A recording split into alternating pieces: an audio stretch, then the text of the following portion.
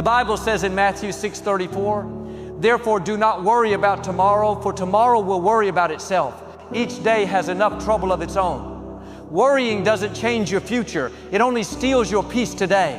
You may be facing uncertainty, maybe about your job, your health, your relationships, and your mind wants to run ahead trying to solve it all. But God didn't design you to carry the weight of what hasn't happened yet. He gives you grace for today.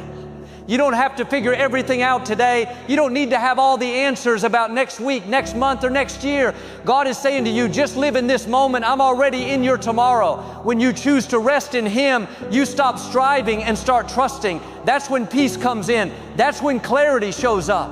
That's when you realize you're not doing this alone. You've got the Creator of the universe walking with you step by step. He's already gone ahead of you. He knows the end from the beginning, and He's got good things prepared with your name on them. So take a deep breath, let go of the what ifs, and lean into the truth of Matthew 6:34. God is in control. He's got your tomorrow, your next chapter, your breakthrough. You just keep being faithful today, loving, praying, walking in peace, and He'll take care of the rest.